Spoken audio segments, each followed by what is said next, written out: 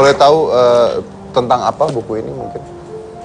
Kalau itu sebetulnya keluar yang setelah yang pertama, Mas Didi. Ini dulu. Pertama, Miracle of Love dengan Lupus Menuju Tuhan. Jadi awalnya begini, salah satu cara saya untuk menghilangkan banyak kekhawatiran itu justru saya menulis. Buku saya pertama kali keluar justru ketika saya siapkan di rumah sakit, ketika harus menunggu Dian sebulan penuh di rumah sakit. Kemudian saya bilang sama Dian ketika dia mulai sehat, coba kamu nulis. Dan dia ikutin, jadi dia coba mulai menulis, mungkin curhat gitu ya, sambil nulis. Dan saya lihat tulisannya bagus-bagus gitu. Kemudian makin lama makin banyak, kemudian saya kumpulkan dan disatuin juga dengan beberapa, saya bikin hadiah 15 tahun perkawinan kita, saya juga heran kenapa sih bisa bikin puisi tiba-tiba gitu ya. Romantis berarti. Di mana ya, nggak romantis ya? Di mana ya? Di sini, Pak? Ya, di bagian terakhir itu isinya kumpulan puisi 15 tahun dan ditambahkan lagi hingga 20 tahun, saya bilangnya 20 tahun perjalanan cinta. Dan itu akhirnya semua terdokumentasi jadi buku gitu. Pak Eko, boleh saya minta satu bait saja?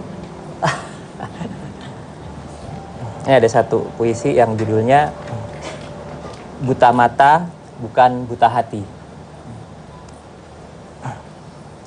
Air mata itu tanpa terasa menetes. Terasa hangat di pipimu dan juga di pipiku. Aku bisa merasakan kesedihanmu yang teramat sangat ketika dalam perjalanan di ambulan sekembalinya dari rumah sakit mata. Aku tahu semangat dan perjuanganmu selama sebulan penuh menahan sakit dan derita karena kau tidak hanya ingin sembuh, tapi ingin dapat melihat kembali indahnya dunia yang hilang dari matamu. Tapi begitulah hidup. Banyak hal yang kita inginkan, tapi tidak bisa kita dapatkan.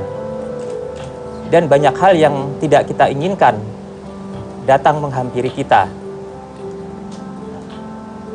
Tak sanggup aku menghiburmu ketika itu. Kubiarkan kau menangis. Lalu aku hanya bisa berbisik dalam hatiku. Kau hanya buta mata, tetapi hatimu akan tetap melihat.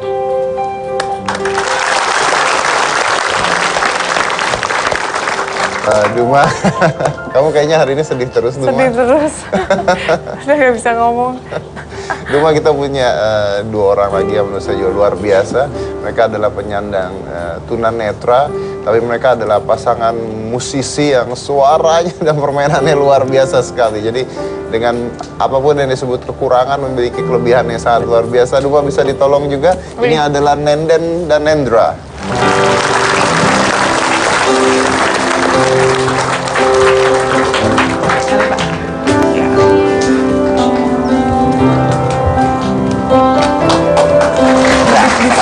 Halo, baik. Ya. Di sini. Duduk aja, duduk. Di sini aja, Bu. Ya, duduk. Ya. Oke. Apa kabar? Baik. Tadi kita mendengarkan suaranya dari semua orang yang mendengarkan. Teman-teman saya tadi mengatakan ini suaranya siapa, kayak Celine Dion katanya. Ini sahabat kita. Sahabat juga. Oke. Oh, yang mengisi suara di sini juga ya? Iya, jadi Ada di situ.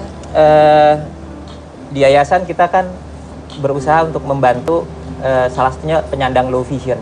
Oke. Ya, dan kita banyak belajar dengan perjuangan Mas Hendra sama Teh Nenden ini. Dan ketika kita membuat buku, judulnya Miracle of Love, waktu mau launching, tiba-tiba Nenden bilang, saya mau buatin lagu.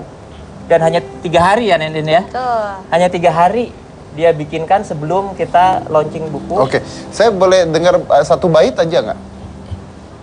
Mencintamu, ku bahagia di pelukmu senantiasa, begitu nyata keajaiban cintamu dan cintamu adalah kehidupanku.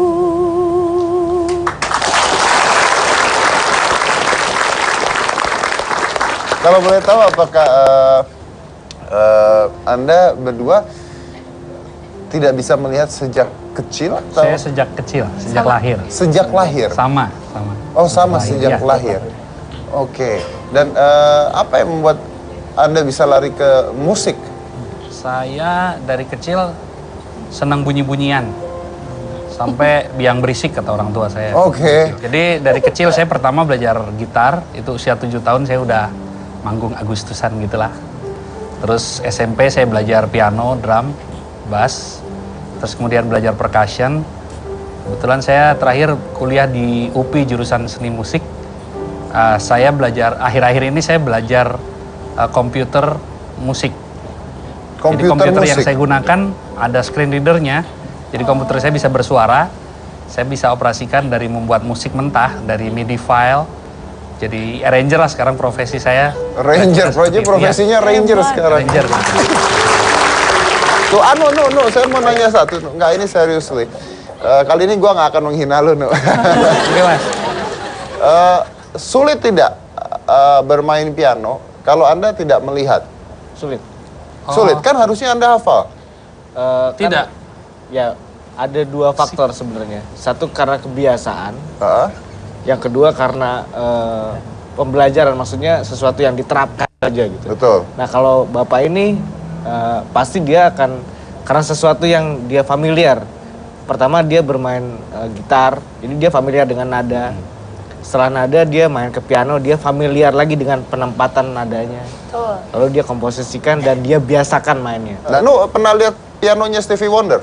Belum, Mas. Belum? Sama, dia juga belum pernah lihat, Nu. Tapi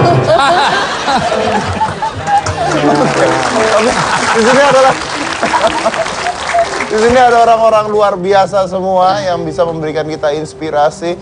Mungkin setelah ini saya ingin bukan berbagi cerita tapi memberikan inspirasi buat penonton, karena itu yang mungkin sangat dibutuhkan ya. Masih banyak orang-orang yang sehat dan lebih dari sempurna tapi malah hidupnya tidak ada pacuan di hidupnya.